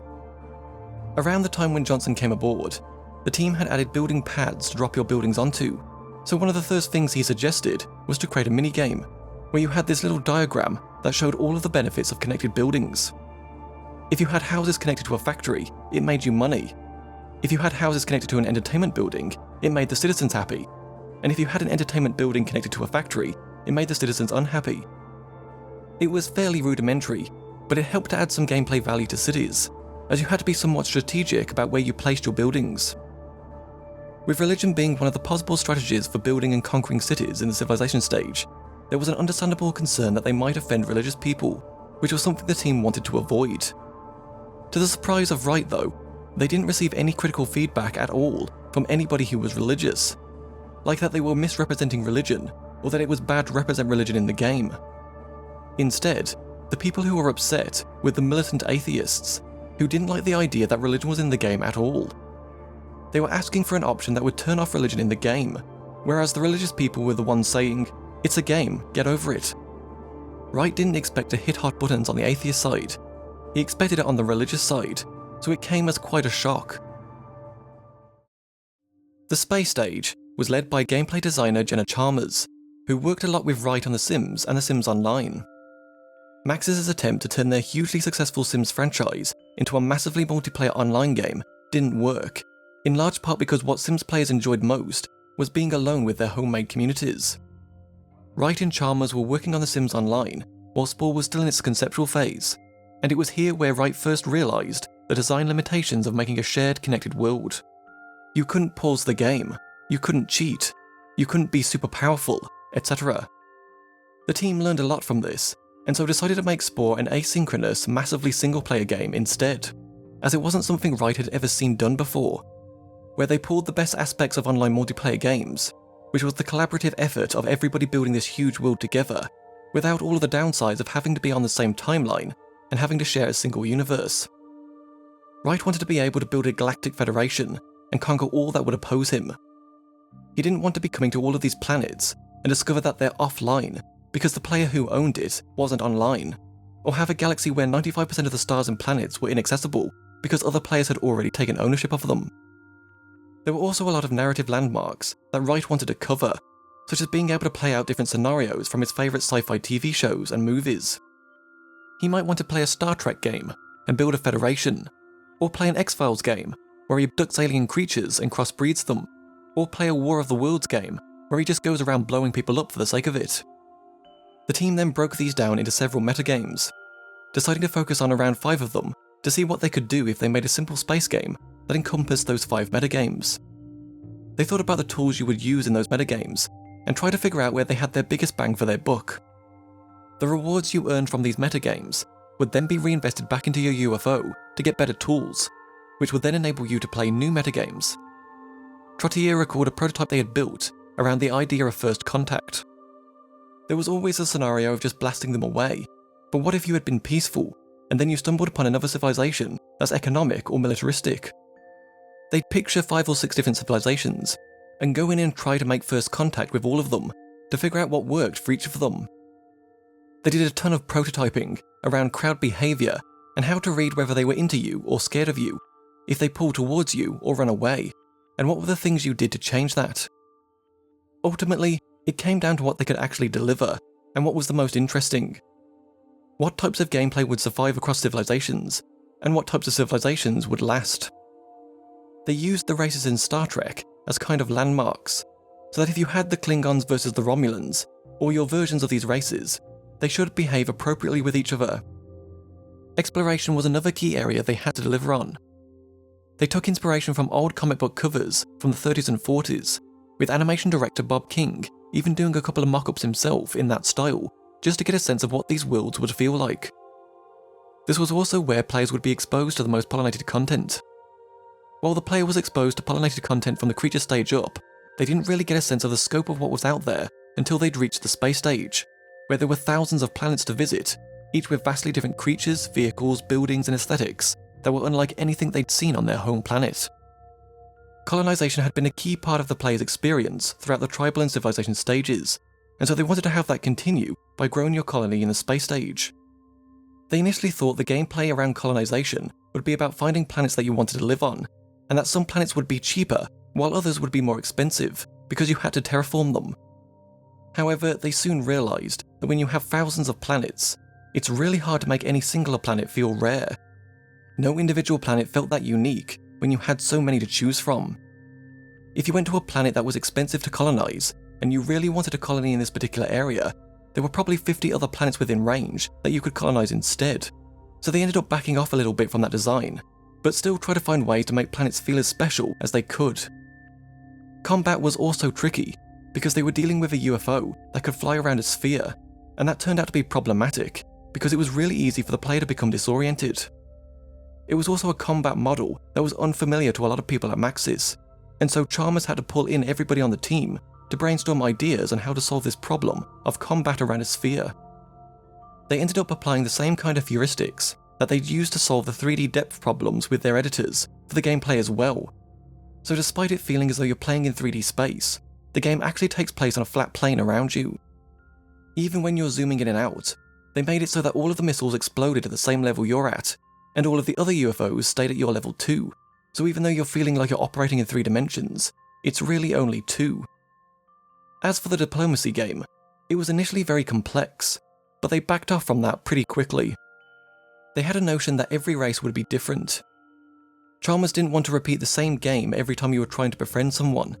She really wanted a diplomacy game where if you went up to a Klingon-type race, they would respect you if you shot one of their people, but another race wouldn't respect that, and you had to figure out this puzzle of how to communicate with each race. But it ended up being a little too ambitious, and it was difficult to communicate which actions you should do. You'd use a tool one way, and it was a good thing, but if you used it a different way, it was a bad thing, and it ended up being pretty complicated to explain to the player. Missions were added as a way to give players some direction.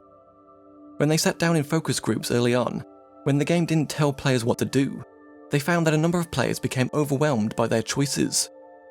Certain people loved just going off to explore and trying whatever they wanted, while others really liked having some focus and some guidance.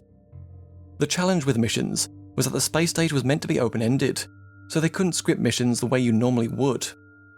They had to come up with a system to procedurally generate them, like everything else in the game, trying to make missions feel unique every time you saw them, and to do that, they really had to play off the pollinated content. Spore's soundtrack, much like everything else in the game, was generative and composed by Brian Eno, with around half the music in the game being procedurally generated. Additional music was provided by other artists, including Cliff Martinez, who composed the Galaxy theme, Jerry Martin and Mark Russo, who had also worked on creating the Sims' iconic soundtrack, as well as Sol Stokes and Aaron McLaren. Wright wasn't initially convinced that they could do generative music. He knew that almost everything in the game would have a procedural or generative basis, so that the computer could create models, animations, planets, etc., but he felt that having the computer compose the music procedurally was out of the realm of possibility for them. Eno had been thinking about the problem for years, so they started talking to him, and Wright found that he had a lot of really interesting insights and ideas on how to approach it. He started working with audio director Kent Jolly, and very rapidly they were convinced that this was sounding a lot better than Wright had ever heard before. Eno came onto the project at a really great point, when they had just gotten into place some of the technical tools that they used to write the music in real time, and so when he first arrived at Maxis, he spent about a week with them, making amazing sounds, and they would sample them and get them playing back, with Wright, Eno and Jolly all hunched over the computer coming up with ideas. Thinking through the music and what kind of mood they wanted to set on any given level was great fun. They spent a lot of time finding clips to play for each other, things they each found inspirational, with the right mix between awe and wonder, and something that you wouldn't mind listening to again and again. According to audio engineer Cyril Sachiron, the tool that ended up being used for Spore's procedural audio was developed by the R&D group at EA's Redwood Shores, as he himself contributed to its development. The procedural audio system allowed for a lot of freedom for the audio designers, but that sometimes came at the cost of performance, so they had to determine what kinds of approaches would work for what the sound designers were trying to do. They had the music change reflectively and responsively to the player's input. For example, in the creature editor, the theme would key up depending on what parts you put on your creature. It dynamically changed as you zoomed in and out, as you panned across the globe and encountered different biomes and civilizations, or as you panned around a solar system and discovered different planets. Each stage of the game presented challenges, both technically and artistically. None more so was this evident than with the music, as each level had a totally different approach. For example, in the cell stage, the music was very busy. In the creature stage, it was much sparser and was mostly used to give gameplay feedback, while in the civilization stage, the music was totally user-controlled, thanks to the Anthem Composer, a built-in music generator which allowed players to create their own themes by clicking and dragging musical notes. According to Wright, Spore's built-in Anthem Composer was made in part by Eno. It wasn't originally intended to be a part of the game, but the idea was so compelling that the team decided it had to be included. The biggest challenge with creating the Anthem Composer was determining what kinds of controls were needed to provide enough options for musically inclined players, while keeping them intuitive for others. The voices of the creatures were mostly created from animal recordings, which were done on location at various zoos and animal sanctuaries.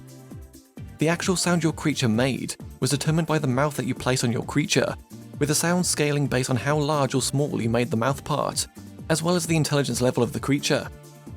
So if you had a beak-like mouth, and then scaled it very large, it would produce a deeper sounding voice. Unsurprisingly, a large chunk of the voice work was focused on the creature stage specifically. Spore was officially unveiled to the public on the 11th of March 2005, during a presentation Wright did at that year's Game Developers Conference, titled The Future of Content. There was a line to the room where Wright was to speak, well before the scheduled 10:30 AM start. The attendees didn't know it yet, but they were about to witness something so remarkable that they'd all end up getting out of their seats in a sustained and hollering standing ovation.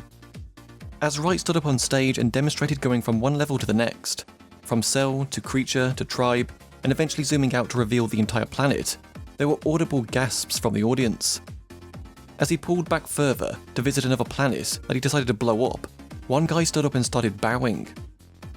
After the presentation, people were coming up to the members of the team in attendance, excitedly asking if they were really making that.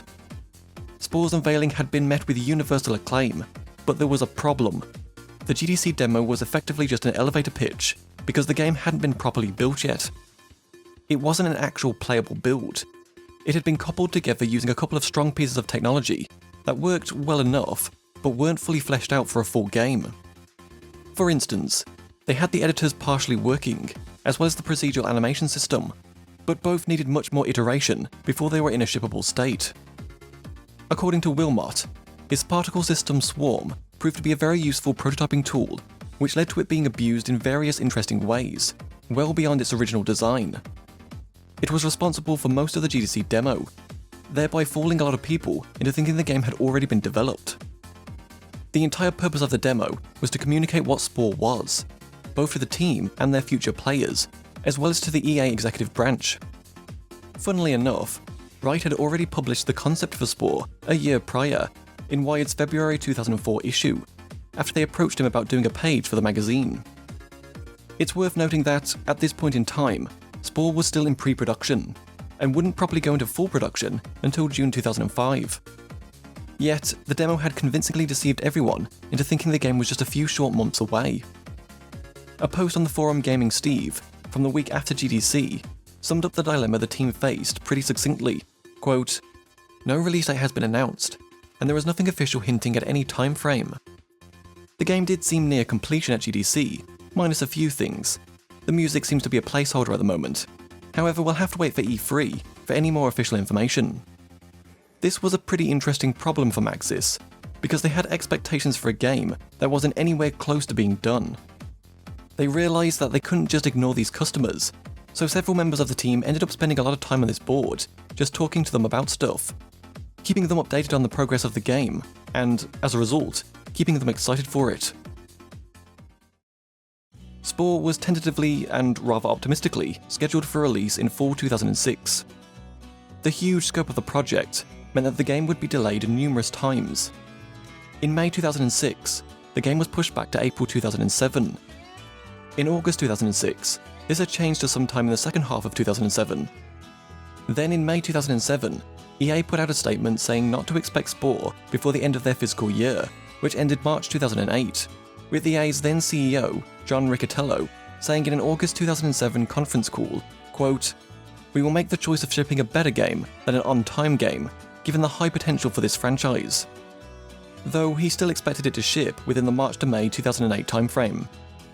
Finally, on the 12th of February 2008, EA and Maxis announced that Spore would release in North America on the 7th of September 2008, with the European version launching a few days earlier on the 5th of September 2008.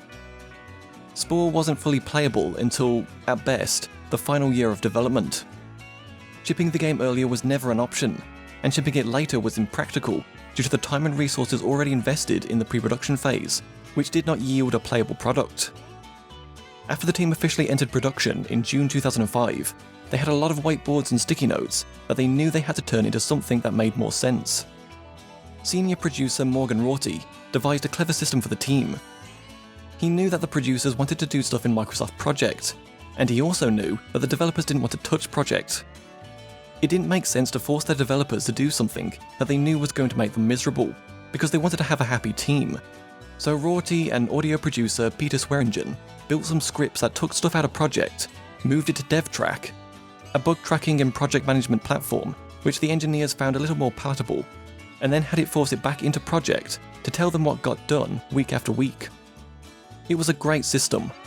It made the producers happy because they could work in their comfort zone, but it also kept the developers happy because they didn't have to deal with Microsoft Project, and most importantly, they could tell what was going on with the game, which was key because they ended up with 2.6 million lines of code and over 5,500 files, which was about 70% more than The Sims 2, so they needed to be able to track things all along the way. Once they were deep in production, it was like a construction zone. There would be literally hundreds of check-ins per week, every single day of the week, and so on any given day, there would be something like 500 new things to check out from the past week. All of their check-ins went to the entire team, so they could come in during the morning, go to the features they cared most about, grab a build of the game, and then see the work in progress, making sure to give feedback to the engineering team to ensure they were actually developing what they'd hoped they were developing. They had two different QA teams on Spore. One was internal, and sat with the development team in Emeryville, California, and the other was a much larger QA team that did test beds down at EA's Redwood Shores. The in-house team were a little more tech-savvy, so they could do things like automation scripts. They performed daily smoke tests, sometimes twice a day, to make sure they always had good builds, because it was very important for them to always continually have good, solid, playable builds, so that they could keep evaluating the design throughout the project. It should come as no surprise then, that a lot of content was changed or cut entirely prior to Spore's release. In the aforementioned GDC 2005 demo, there were a number of cool features showcased that never made the cut, such as the ability to drag carcasses, as well as procedural mating. The former was cut due to it being considered low priority, and thus not essential for shipping, while the latter was cut to avoid a higher ESRB age rating. The creature editor originally featured a brain palette at the bottom, where players were expected to save up DNA points and then spend them on bigger brains. Once you got to the highest level brain, you'd become sentient and move on to the next stage. Creature behaviours were also initially much more advanced. For example, originally each eye part came with a different kind of sight. If your creature had really bad eyesight, there would be all sorts of weird distortion effects on screen to make everything look blurry and vignetted around the corners. But this was cut due to the realization that the player was always going to start with low-level parts in the creature editor, which meant they'd always start with terrible vision, leading players into thinking there's something wrong with their graphics card or the game itself.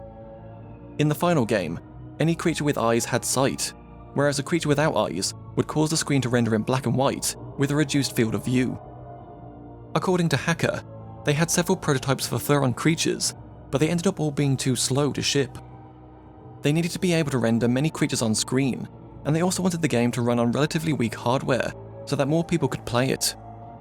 Similarly, they also originally had emissive textures in the game, where creatures could emit light.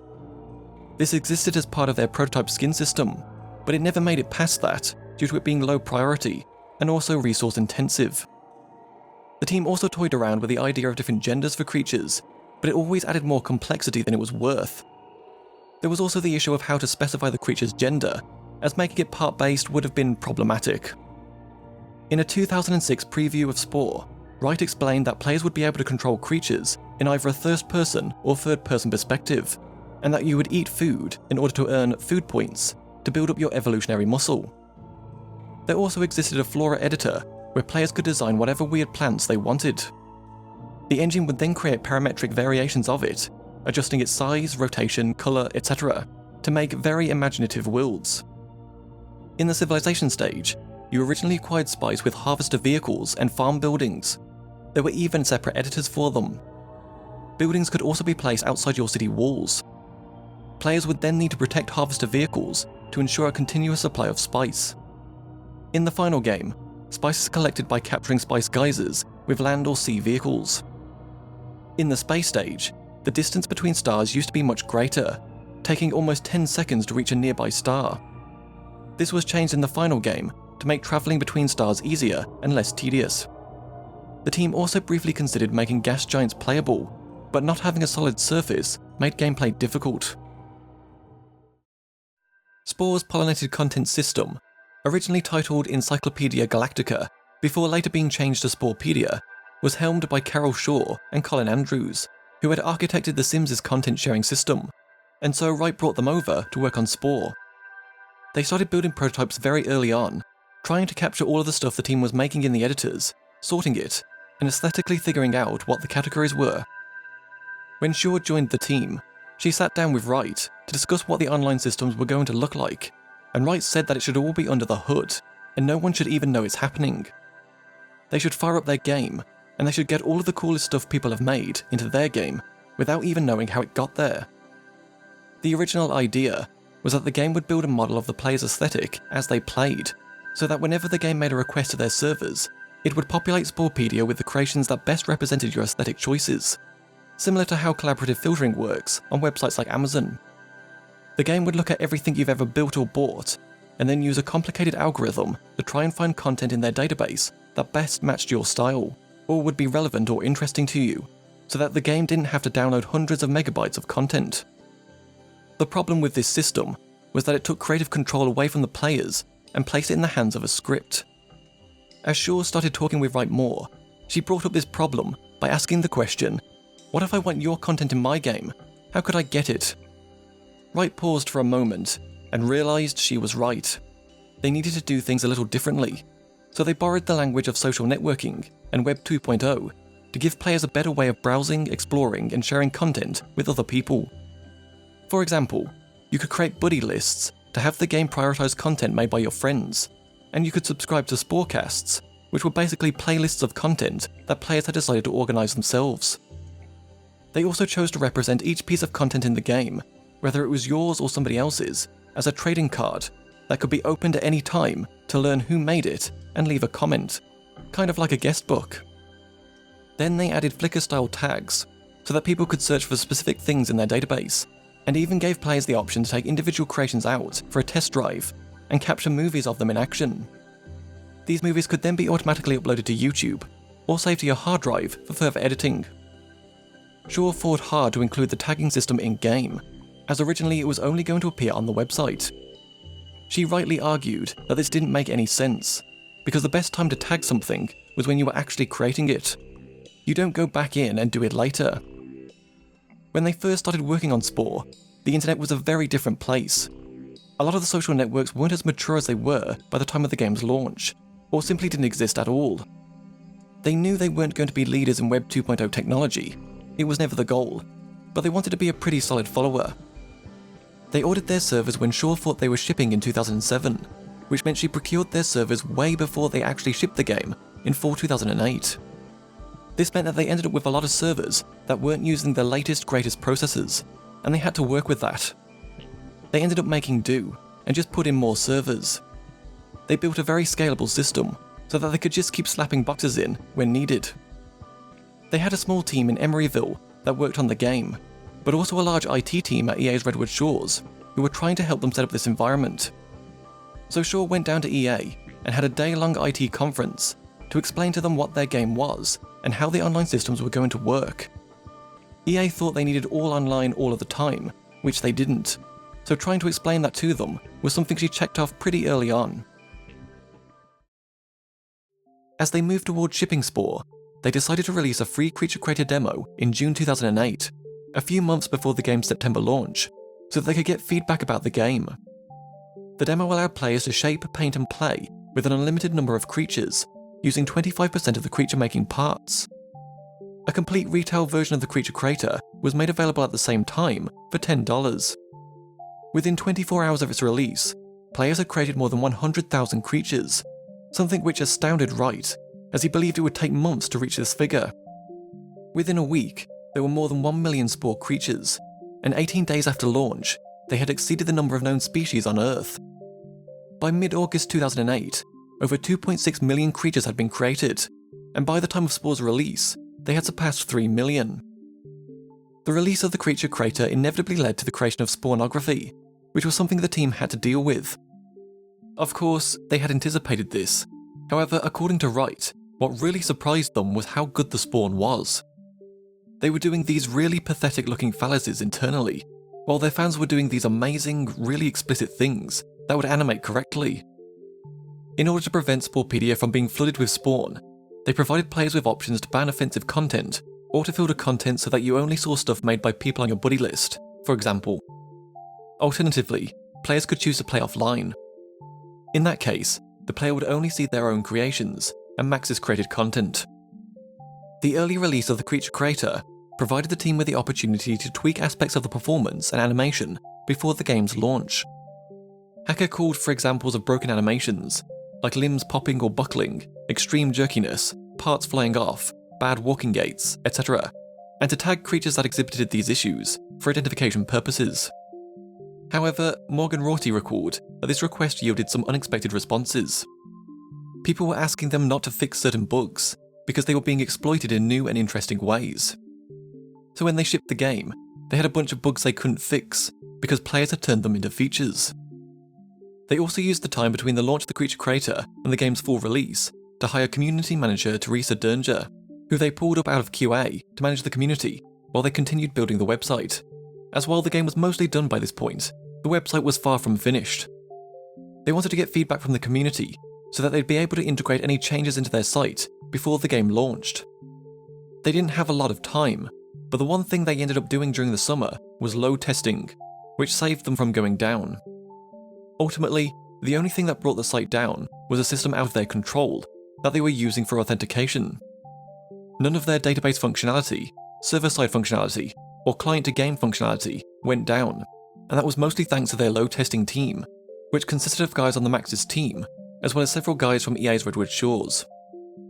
The question now was, when should they go live? They looked out to their shipping date, the 7th of September, and decided to go live on the 2nd of September. This turned out to be a blessing in disguise, because in Australia, the game's street date broke, meaning people got their hands on Spore sooner than they should have. Thankfully, because they went live early, by the time Australian players got the game in their hands, they were already live, so they still had the online systems to play with. Spore was released for PC and Mac on the 7th of September 2008 in North America to generally positive reviews, with outlets praising the game's huge technical achievement whilst criticising its lack of depth in many of its stages. While Spore was typically well received amongst younger players, others felt betrayed by the weak and unfocused gameplay. The scientific community was especially harsh with their criticism, as they felt tricked by the promise of a game built around real science. Spore was a game sold with an evolutionary theme, yet despite that, it wasn't really a game about evolution. It was actually a game about creativity, and so lent more in the direction of intelligent design. In the 5901 issue of the journal Science, John Bohannon talked about how the game failed to deliver on the theme's promise. Quote, "Over the past month I've been playing Spore with a team of scientists, grading the game on each of its scientific themes. When it comes to biology, and particularly evolution, Spore failed miserably. According to the scientists, the problem isn't just that Spore dumbs down the science, or gets a few things wrong. It's meant to be a game after all. But rather it gets most of biology badly, needlessly, and often bizarrely wrong. There are many in the gaming community that believe EA was the reason why Spore turned out the way that it did. However, this simply isn't the case. Maxis had very little external pressure from EA, more so than any other project, with the executive management consistently being on the side of getting it right. Whenever the team reached a deadline and felt they couldn't ship the game the way they wanted, the response from EA was always, "Okay, you can have more time, just get it right." If anything, the team felt more internal pressure to ship the game sooner, but as they got closer and closer, there was always some last-minute things that they wanted to add to just make it perfect, or something that they felt they had to put into the game. While it's easy to blame the shortcomings of a game on its publisher, many on the team agreed that EA wasn't the problem. The success of The Sims had insulated the studio from publisher interference, and Maxis was given a ton of leeway. Spore's enormous scope meant that the team ended up biting off more than they could chew, and by the end of the project, everybody was exhausted and just wanted the game to be done with. They expected Spore to be 3 times harder than a regular game on the design side, but it turned out to be 10 times harder. EA even suggested splitting Spore up into multiple titles so that they could better manage its scope, something Wright later admitted was the right call, and something he would have done differently if given the chance to make a sequel. With all of that said, there was one serious blunder that EA was responsible for, and that was Spore's aggressive digital rights management system, or DRM for short, that limited the number of times the game could be installed.